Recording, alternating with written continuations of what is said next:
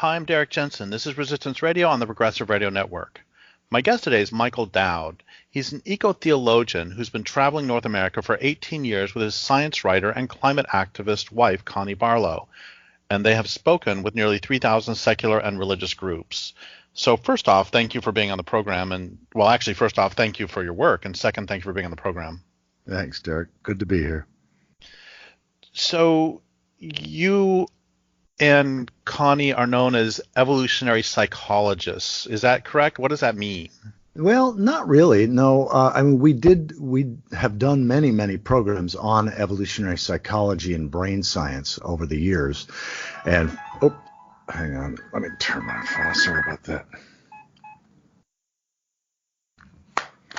So for many years, we did programs on evolutionary psychology and brain science. So we're both evolutionary storytellers. We tell the epic of evolution or the universe story, or sometimes what's called big green history, as a modern day creation myth. So we're science oriented, but our focus is on sharing the inspiring, empowering aspects of the science-based history of everyone and everything that is gained through humanity's global collective intelligence. One aspect of that is how our instincts are formulated and formed over the course of millions of years, and how that drives behavior in the present and some of the challenges that we deal with in the present. So I'm an evolutionary evangelist. I'm an eco-theologian, meaning for me, ecology is the heart of theology.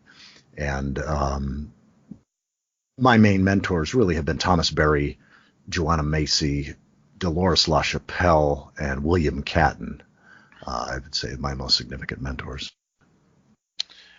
So I think we talked about this when we spoke a couple weeks ago, that I was sitting with a friend by the ocean, and he's a wildlife biologist, and fisheries biologist actually, and he said, "Did you know that shark skins are rough because that, well, I don't know if because is the word, but the fact that shark skins are rough allows them to swim faster than if they had smooth skin."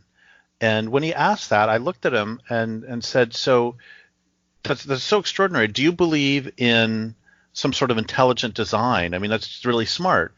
And he looked back at me and he said, "No, not really, but I think there is great intelligence in time." Yes. And yeah, so I love that. Do you have any response to that? Yeah, happy to. Well, because I speak in so many different kinds of religious and secular settings, there's a lot of confusion around intelligence, because we've been stuck for 500 years with a mechanistic worldview, largely, at least in the West, where we think of most people think of God, if they think of God, as a supernatural being who resides off the planet and outside the universe. And we've had this clockwork mechanistic understanding that the universe is like a complex clock, or, made by this divine supernatural being. And that trivializes God. God's no longer synonymous with reality, but it also desacralizes nature. And so when we become aware of these amazing things in the living world, some people go immediately to, well, that just happened by chance, and other people go, well, no, that was intelligent design. And no, it's intelligent creativity. In other words, the universe itself is intelligent at all scales, at all levels. Creativity resides within the process. So it doesn't require us thinking of an otherworldly, supernatural, intelligent designer outside. But yeah, there's profound creativity. That's why I like nesting dolls. Russian nesting dolls are just such a wonderful analogy, because we know for a fact, this is not debated in the scientific community, that there are nested spheres of intelligence and nested spheres of creativity. Subatomic particles within atoms, within molecules, within cells, within organisms, within planets, within galaxies, and so on. And all levels exhibit intelligence. All levels exhibit creativity. If it weren't for, stars creating the material elements, the chemical elements of our bodies, you and I wouldn't be having this conversation. And, oxygen and hydrogen come together, water's created. So there's creativity at all levels. And so, yeah, I am a stupendous bow of awe and gratitude at this creativity of this cosmos, the creativity of reality. Let's just call it reality, and that we participate in that. And then when you look at the human realm, again, it becomes really fascinating when you look at the fact that our feelings, as well as our thinking and our habits, often have a multi-million year lineage. Let's put it that way. So before we go into, you and I talked before about like what is the role of testosterone in what does it serve ecologically? And I want to go there eventually because I think it's really fascinating, but I want to lay some more groundwork first.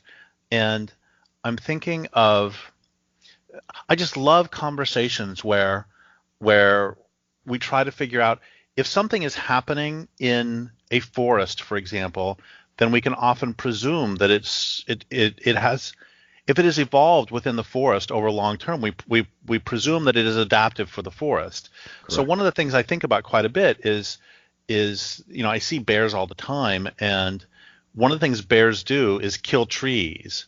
And I was asking my biologist friend about this too, and he was saying, so I said, what's the ecological role of bears killing trees? And for one thing, dead trees are better habitat than live trees in forests. They're very necessary for everything. And second, where he lives is a combination Doug fir tan oak forest, and Doug firs grow faster. They reproduce faster. They have all sorts of advantages over the tan oak, except that bears eat them. And so what the bears do in that particular case, a very small, straightforward and not subtle example, is that they help maintain a diverse forest, a mixed forest, instead of Doug firs taking over everything. Yep, Sad yep. for that particular Doug fir, but happy for the forest. So can you just throw out some of your favorite examples of cool things like that, where you have the evolutionary function of some. Oh, I'm going to throw out one more, which is there's a certain parasite that makes fish swim to the surface of the water and flash their bellies, because the next stage of the parasite is to be in a seabird. And so what they found is if that parasite's gone, the seabirds have a too difficult time eating, and it actually ends up that the parasite is the driver for that entire natural community. So do you have a few examples like that you love? Yeah, well, it's interesting because my focus, I mean, in the biological world, when you talk to biologists who just have a lot of examples of that kind of thing, ready to share, it truly is fascinating because again, you get the profound intelligence in the systems, in the ecological systems themselves, and the interactions over millions of years of how species have interacted. And what has allowed some species of a parasite or whatever, or bear or trees or fungi, or I mean, even when you look at how multicellular life began working in symbiotic, mutually enhancing ways with each other, sometimes it's just really weird. Sometimes it's just like, oh my God, how did that happen? But my work has largely focused on the human realm, human cultures, human instincts, why we are the way we are, why we struggle with the things that we struggle with, why we're tempted by the things that we're tempted by, why we get addicted, and why our kids and grandkids have problems with addiction. It turns out that our instincts, this isn't exactly your question, but this is where I want to go right this moment. Our instincts didn't evolve to help us survive and thrive in the world that we now live in at all. This kind of dysfunctional, human-centered, industrial world, our instincts are profoundly mismatched for that kind of a world. Our instincts evolved to serve us in the kind of world that we were in for 97 to 99% of human history, which is small hunter-gatherer tribal groups or early horticultural groups that were largely living in a mutually enhancing relationship with primary reality, with the living world, their material creator, sustainer, and end. And so our instincts become ever more problematic the further we are removed from the kind of world in which our instincts evolved to serve us, to help us survive and thrive. So can you give some examples of that? Okay, sure. I mean, we all have cravings for sugar, salts, and fats. Well, why is that? Well, it's because for 99% of human history, it wasn't easy to find sugar, salts, and fats. So having a craving for those things allowed our ancestors to survive long enough to reproduce. Yet today, we're bombarded with foods that have sugar, salts, and fats, yet we still have the cravings as if they were rare. It's a mismatch. All of us have genes that allow us to store energy because, for most of human history, unless you lived at the equator, you would have to go through periodic droughts, famine, times when food was much scarcer. And so we have the ability to store energy. That's what fat is. Fat is stored energy. So that when the lean times come, we draw on that energy. When we can only eat one meal a day or one meal every other day, we're able to survive. And so the fact that we are in a world today where most Americans never go more than about 9 or 10 hours without calorie intake. So we're always storing energy as fat, yet we're never utilizing the fat stores. So that's why periodic fasting, for example, going somewhere between 14 and 20 hours without any calorie intake, we feed on the fat stores. So we're all good at storing storing energy as fat, and yet if we don't understand that, we can be frustrated trying to lose weight because it's very, very difficult to do that. So having an evolutionary understanding of our instincts, what's driving us and why, is absolutely huge. And it's really important for young men, especially, not just young men. Young women sometimes struggle with this too, but it's way a problem for young men, which is internet gaming addiction and internet porn addiction. And it's just not a surprise when you understand what's driving us and why from the evolutionary brain perspective. So what is what are some more of the evolutionarily adaptive emotions / instincts that we have that are being that are not so adaptive in modern society? Wow, that's a great question. It's a big question. Well, if we just think about what was life like, or what do we know life is still like for those remaining cultures that live more or less in a way that doesn't defile and degrade primary reality. In other words, in a way that honors primary reality, the living world, the biosphere, as primary. Because I see that as the fundamental distinction between sustainable and unsustainable cultures. Unsustainable cultures are unaccountable to the future. That is, they live in a way that degrades everything that the future will depend upon: soil, forest, water, other species, and so forth. Sustainable cultures, there have never been a sustainable civilization. City-based civilizations are almost by definition. In fact, I think I heard you in an interview 10 years ago quoting Catton or something that, almost by definition, cities are human ecosystems that have overshot their carrying capacity. But sustainable cultures live in a way that's small enough where people are accountable to each other and instincts have co-evolved in a way that allows them to then thrive. So even such a thing as walking down the city street, it's not natural. It's not instinctual. It's somewhat dysfunctional to walk by strangers and not acknowledge them and have them acknowledge us. There's I as part of this post-doom conversation series that I'm involved in, that I interviewed you a couple weeks ago around, I had a conversation with Steve. Go ahead. I had a conversation with Stephen Jenkinson just a few days ago, and he told the story that he said it may be an urban legend, but nonetheless he uses it because it's got a good point. The story of somebody from some indigenous culture somewhere was taken by this industrial, Westerner into a city, and after sort of acclimating and being able to even walk, took him into a subway and and this person was terrified. They sort of glued themselves against the wall because all these people were walking around and walking so fast. And he said, what are they, and what he said to his Western friend was, what are these people afraid of? What are they terrified of? And he said, they're not terrified at all. They're just going to work. And he said, no, people don't move like that if they're not terrified. And his point, or at least my interpretation of his point, was that we have behaviors now that we have to use in cities, in big city life, to just be able to go through a day. But those behaviors, such as ignoring other human beings on a subway or on a street or whatever, are not native to us. They're not normal. They're not healthy. And at some level, we feel that dysfunction.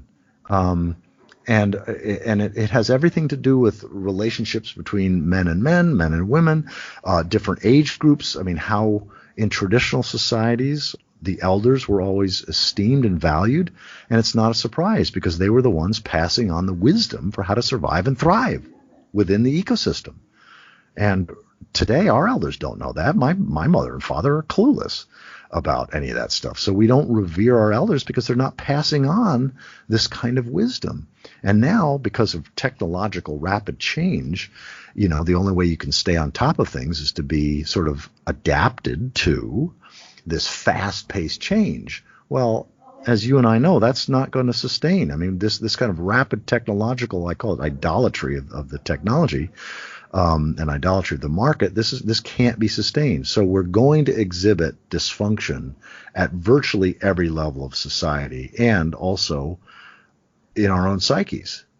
And so some people are smart, like you move away from the city, you move out to where you've got a bear that can be napping on your porch, and you have moved, in fact, more than that, you have articulated as effectively as anybody I know why human-centeredness, anthropocentrism, is so destructive, and this idea of human supremacy is so toxic, not just toxic to ourselves, but toxic to everything we touch, everything we relate to, because it isn't a relationship. We don't have relationships. So I have two responses. One of them is that. Can you hear me, by the way? I can, yeah. Okay, great.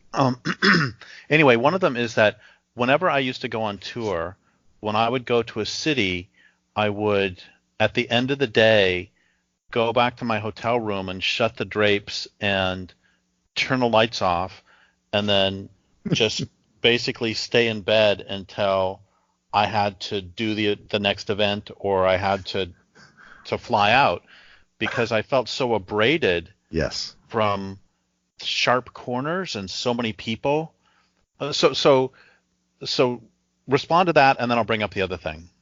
Yeah, well, I think that's exactly it. I mean, Paul Shepard talked for years, who I learned through Dolores LaChapelle. And I apologize, I'm in a library, the Humboldt State University Library, so I can hear people talking in the distance, and I don't know how to, I can't tell them to stop.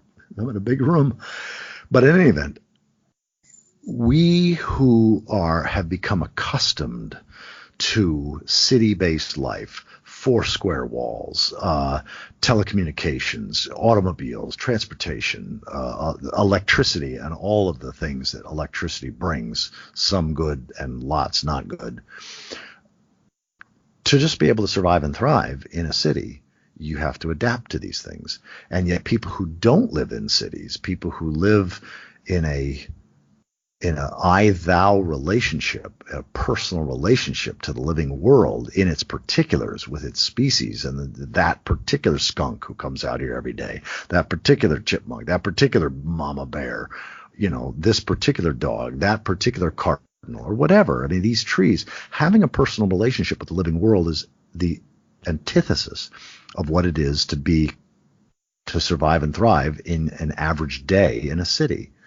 And so the fact that you would want to close off all of that when you were forced by circumstances or speaking schedule or whatever to be in these kinds of highly degraded and highly artificial environments that are louder than normal, louder than natural, sharper than natural, not living, often toxic.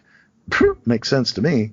I mean, when I'm forced to be in cities, especially larger cities, I have to find a park. I have to find places where they're green. I have to find places where I can see birds or, even chipmunks, whatever, squirrels, anything that's alive and that's not controlled by humans. Because as Paul Shepard talked about, there's a certain cultural insanity that begins to happen simply by the process of domestication and the process of thinking that we can control ourselves and each other, and we live in a highly controlled world and fairly clueless to the psychic toll, the emotional toll that has on us.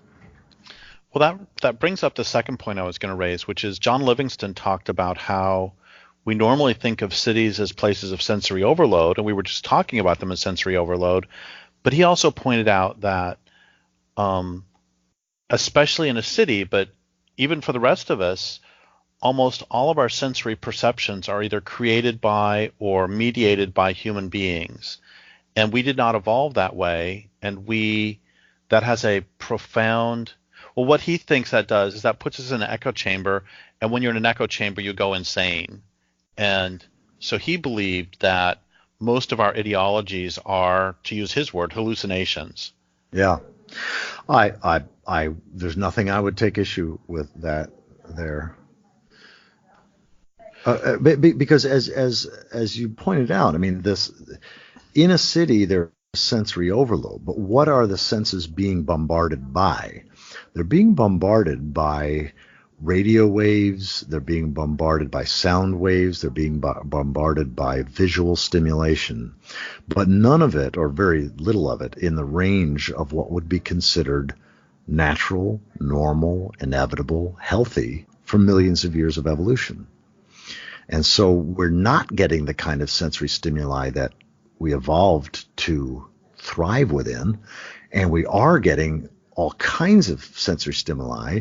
Often, we're not getting any natural smells, for example. We're getting artificial chemical smells that do damage. We're not getting any natural visual images of the kind that just touch the soul and evoke emotional response. We get the sights and smells and sounds and tastes, in some cases, the kind of certainly processed food that do lead to a, let's just say, unhealthiness. They don't facilitate wholesome, viable, thriving humanity within a habitat that's healthy. So what are the, I know this is a terribly broad question, but what are the effects of this? What does that do to us to be smelling diesel fuel as opposed to a forest, or as opposed to the desert, or as opposed to, whatever, a grassland? What does that do to us? Not that specific one, but all of these together. Well, any attempt that I would have to put what it does to us into language would itself be too small, too narrow, not deep enough, not rich enough, because language itself, symbolic language itself, limits the experience. And so I honestly don't know, but in terms of what I could put in words, but certainly agitatedness, unease, a lack of feeling at home, a lack of feeling deep peace, certainly a lack of feeling related to anything more than the human. That our environments, if our environments co-create us, like if who we show up to be psychically, physically, and every other way is largely called forth by what we call the environment, then a human-only or human-made or human-constructed artificial environment calls forth artificial constructed aspects of our psychic, emotional, relational being. And so it's not a surprise. I don't know the actual figures, but the amount of chemicals that Americans put into them in order to try to have some semblance of sanity and emotional groundedness It's large, and the ways that we distract ourselves through shopping. I mean, think about it. 10,000 years ago, what was there to be addicted to? Were you going to find some fermented berries? There was nothing that we could genuinely be what we today would call addicted to. Yet today, we are surrounded with drugs, alcohol, tobacco, caffeine, video games, shopping, internet porn, romance novels, social networking sites, and on and on and on, that our brains didn't evolve to know how to deal with. And so these are what Deirdre Barrett calls supernormal stimuli. That is, they're things that we would normally be allured to, normally be attracted to, yet they're in concentrations or dosages or intensities that we have no defenses against. And so it's not a surprise that we see the kind of rampant addiction among all kinds of things. Even news. News becomes addictive. Sports becomes addictive. I mean, and so they play on our instincts. It's almost like they hook these deep drives that we're evolutionarily programmed to pay attention to this or pay attention to that or eat this kind of food or do this kind of thing. And yet it's like being pulled around with the nose ring. And to come back to your question, the consequences, the cost on us individually and especially the costs on us collectively. We don't find healthy communities. They're very rare. I mean, they exist on the fringes, and part of that is because monetary societies, market societies, always destroy community. They always destroy the living world. There's no counterexamples in human history. I'm thinking about something that my friend Jeanette Armstrong, she's an Okanagan Indian writer and activist. She once said to me that, we Indians have the same problems that you white people do in terms of getting along. That we have spats, we disagree with each other, but the big difference is that we live in place, and I recognize that my great-grandchildren might marry your great-grandchildren, so we have to develop social ways to get along. And I'm thinking about how much difference that makes in all of your behavior if you're planning on being in place for the next 500 years. I completely agree. Our placelessness, our mobility, which has only been facilitated by fossil fuels. I mean, prior to the fossil fuel era, you didn't find, surely there were wealthy people that could afford to, take a trip around the world or whatever. But for 99% of the population, where you lived was where your grandparents lived, where your grandchildren would live. And yes, that sense of obligation, that sense of responsibility to the land. Plus, when you live in place, when you live related to place and to the beings of place, one of the things I always appreciated about your stuff is you speak of the people. It's like I'm amazed at how Western anthropology took us down a dead-end path by speaking of, well, first of all, the anthropocentric way that we speak of virtually everything, but in terms of speaking of others as its rather than thous, rather than yous, rather than people. And, the idea that indigenous people believed in various spirits misses the point. Tribal, indigenous people who lived in right relationship to the land related personally to the trees. They related personally to the other creatures. They related personally to the soil which sustained them. They related personally to the sky. And having a personal relationship to all of the various aspects of primary reality turns out is the only sustainable way to live. The quote about living in place for 500 years, it's like, yes. I remember Jim Dodge, a bioregionalist, had a quote that I used to mention in my programs a lot, quite a few years ago. He said, this is just a sort of a paraphrase. It's not word for word, I'm sure. But he said, most of the people I talk to believe that we have a fighting chance. Now, this, of course, was before the parenthetical note. This is before an understanding of climate change and abrupt climate change. But he said this in the late 80s, I believe it was. He said, most of the people I talk to believe that we have a fighting chance to stop environmental destruction in 30 or 40 years and to turn the culture around in 800 to 1,000 years. He said, fighting chance translates as long odds, but good company. So we might as well just start with the best style and spirit that we can muster, knowing that there's only a functional difference between the root and the flower. They're both a part of the same abiding faith. So dig in.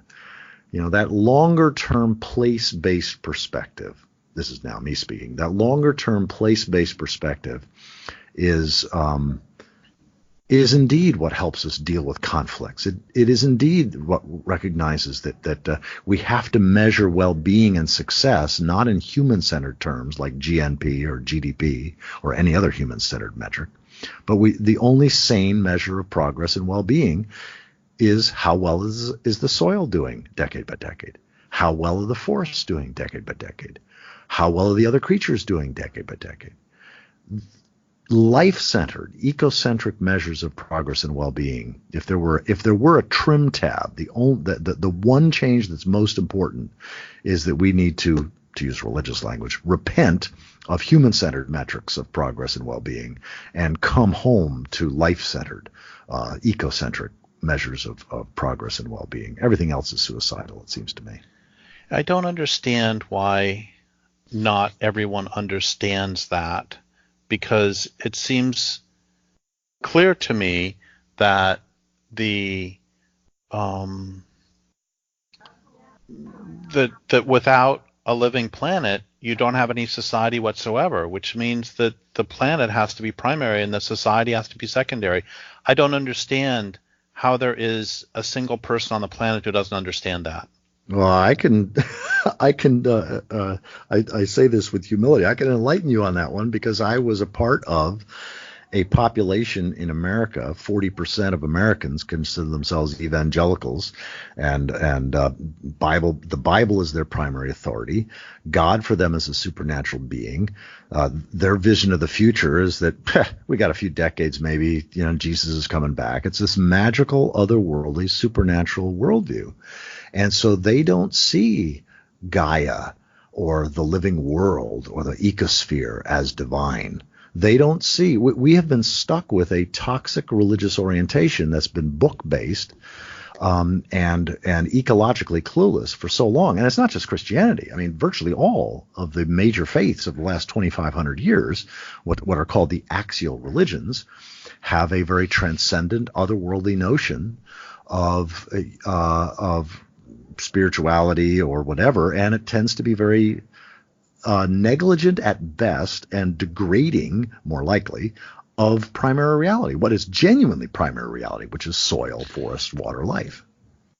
So two things. One is that I heard a Christian comedian several years ago saying that so God comes back, and then this is the standard Christian God, so we'll just accept that for the conceit of the joke. That's right. So the God comes back, and he looks at humans and says, I put you here, and it was a nice place, and I turned my back for like 2,000 years, and what have you done? And so, even in that perspective, even from a Christian perspective, we can still have God go, holy crap, what did you do? Like, what the fuck? Yeah. Well, I mean, there are, I don't want to overstate the case. There are profoundly ecologically sensitive, green-hearted Christians, no question. But the vast majority of Christianity has been ecologically clueless, and part of that is because the theology has foisted that. Oh, I don't disagree with you at all. The next part of this is, but how did all of these reality-hating religions develop? My quick theory is that I think they developed as a response to trauma, which we can either explore or not explore. Anyway, so how did they develop? Certainly. Why did they develop? Yeah, part of it is trauma. I'm quite sure. I think you're right on that. Another huge part of it is one of the most influential books I've read in the last, say, 7 to 10 years is a book called The Green History of Religion. And it interprets the religion of the last 2,500 years, the axial age religions, from the perspective of environmental history.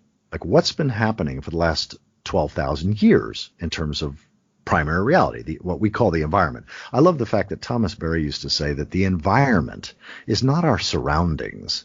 It's our source, sustenance, and end.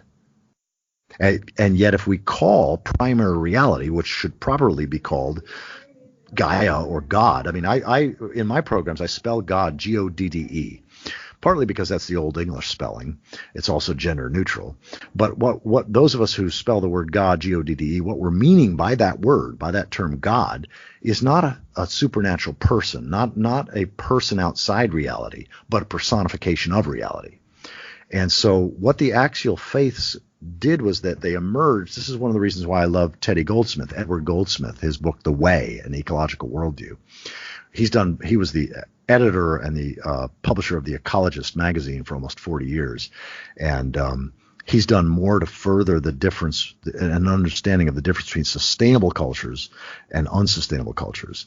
And he talked about that in healthy, stable, sustainable cultures, there lacks the trauma that you just spoke about. There lack this profound intimacy with time, this continuity with the past, that you honored the ancestors by honoring their wisdom of how to live ecologically, and an honoring of the future as ultimately your judge and compassionate guide. So there was the inviting of future generations, obviously in your imagination, to be the judge of how you live in the present. So this idea of acting in the present with the seventh generation in mind isn't just a good idea. To do otherwise is evil, because that's the fundamental role of religion or life ways, not just religion, but life ways. The fundamental role was to ensure that the future was never compromised by the present. In other words, to ensure accountability to the future. So that's why Teddy Goldsmith defined religion in healthy cultures as the control mechanism of stable, sustainable societies, meaning that element of society that insists that limits are honored as sacred.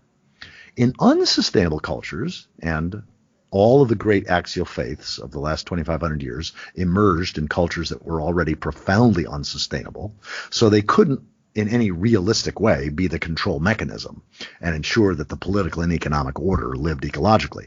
So they were degraded to being not the control mechanism, but the coping mechanism, or a coping mechanism. So religion in unsustainable cultures becomes a control mechanism of help.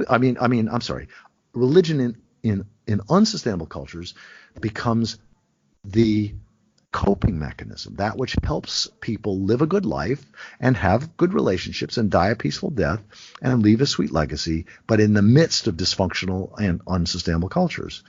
And so I think you're right. Trauma is definitely part of it. But when you look at what the climate was doing for the last 6,000 or 7,000 years, and how it was drying up certain regions and forcing people to come together. And once you get the kind of the Iron Age, and you start seeing this arms race of weapons, where any peaceful culture, any egalitarian culture, any culture that was ecologically wise would be overtaken by others.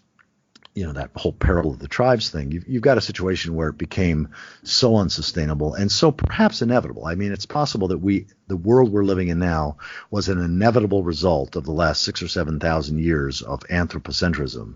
But I think you're absolutely right. Trauma and a sense of despair almost. I mean, you put a wild cat, a tiger or a lion in a cage, and it exhibits all kinds of mental and behavioral dysfunction. Well, we who have been living in these dysfunctional cities for so long exhibit some of that same psychotic behavior, and consequently it also exhibits in our relationships. So a phrase that keeps coming to mind as you've been talking this whole time is toxic mimic, where that was a phrase I got from somewhere, where it means it takes the form of something and perverts the content. And so we have all of these, like our need for sugar or salt or fat is there, but and is there for a reason, but that instinct gets turned into sort of the toxic mimic and an addiction to potato chips. I think you're onto something really. I mean, I love the language toxic mimicry, because that's really what it is. I mean, I used to, in my evening programs when I did on evolutionary psychology and brain science and testosterone and all that kind of stuff, one of the images that I had 3 images that I mentioned that somebody had sent me in an email. And the first image, it shows this male adolescent moose that's walking up to and sniffing the behind of a statue of a buffalo. And then the second image shows the moose getting behind it, and the third image shows the moose mounting the statue of the buffalo. And and of course audiences laugh. But one of the things I say, especially when I've spoken in college and universities settings, I say, all right, now before you guys laugh too hard, at least this buffalo is 3-dimensional. Just saying,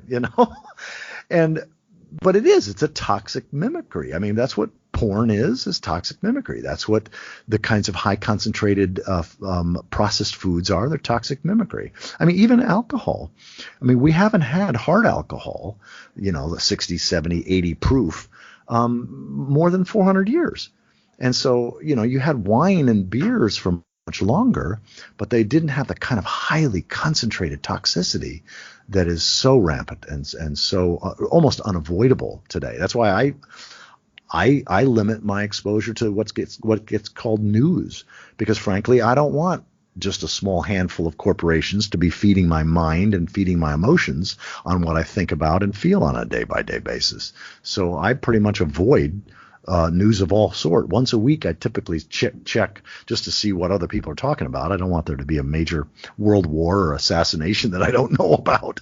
But even watching the news can become, it's a form of toxic mimicry, because we're programmed to pay attention to things that could matter and where we could make a difference. And yet most news that most people expose them to, we can't make any difference whatsoever.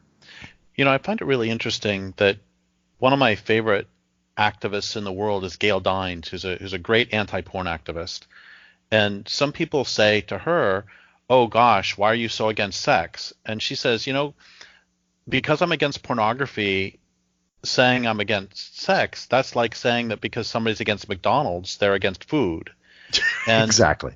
And so what I love, the reason I bring her up right now is because you and she are coming from entirely different directions and coming to the same conclusion of the the toxicity of you both end up comparing pornography to these toxic foods. Right. I mean, we are evolutionarily programmed to have healthy relationships. And the thing is, I mean, now I'm 60 years old, so I didn't have the kinds of temptations that young men today. And again, I'm not meaning just men. There are definitely women who have struggled with internet gaming and internet porn, and there are some women that have more testosterone than many guys. I mean, hell, my daughter is one of those. My oldest daughter was the second woman in U.S. history to be on the All-Marine, that is United States Marine Corps wrestling team. So, I know about women that have high levels of testosterone.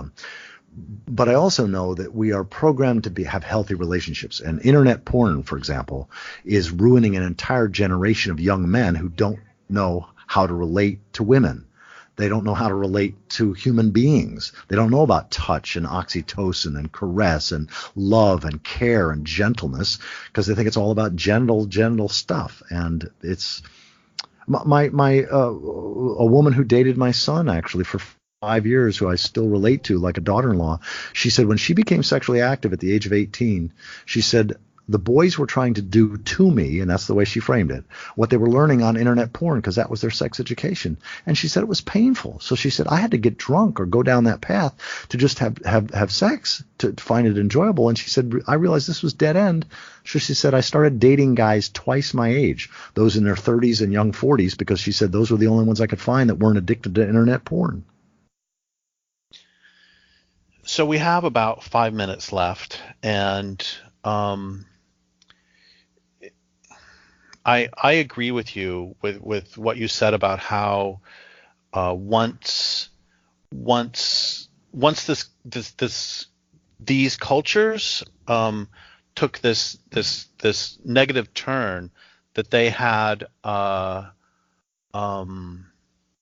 competitive advantage. If you destroy your Yes. land base and convert the land base into weapons of war, you have a Correct. competitive advantage over your neighbors who did not. Correct. And so there's a sense in which I don't think that humanity made this end inevitable, but I think that this culture made this end inevitable. So given that, and given that we both care desperately for the state of the soil and the state of the forests, Yes. what do we do? What do you want listeners of this program? First, what do you want them to do internally? And what do you want them to realize? And then second, what do you want them to do in the real world? Yeah, well, big question and big questions, and I'd be arrogant to be too prescriptive. But what I would say is that what religious people mean by faith in God, I just interpreted secular language, trusting reality. And so, to whatever degree you can nurture trust, anyone listening to this conversation, to whatever degree you can nurture trust in time, trust in reality as it is, not as you wish it was, and then find where your joy, your passion, your juice intersects with what your community's needs are, with what the species in your little piece of land. I mean, it's again shifting from this idea that the land belongs to us and coming back to the only thing that's sustainable, which is that we belong to the land. Well, each of us can have that attitude toward the plot of land that we're living on or renting or whatever. So wherever your passion, your juice, your joy intersects with what's needed in your community, the needs of the well-being of the stream that you live near, or the river that you live near, or the species that are there. It may not make a difference. This is the thing. We're now living in a very, very difficult time where there are surely systems that are already out of our control. And we could be in an abrupt climate regime that could spin out so horrifically that there may not even be humans 50 years from now. But nonetheless, anybody can take seeds of plants that they love and move them a little bit further north. That assisting of the migration of plants, because trees do not have legs. So unless we assist trees in migrating to cooler climes, thousands of species of trees are going to go extinct in the next 50, 70 years. And so how do we assist life in building topsoil and planting trees are just some of the most important holy work that needs to be done. And so anything that you can do to fall more deeply in love with life, to find out what life needs in your region, and then attend to that, I think that's going to be holy work. Well, thank you so much for saying all that, and thank you for your work in the world. And I would like to thank listeners for listening. My guest today has been Michael Dowd. This is Derek Jensen for Resistance Radio on the Progressive Radio Network.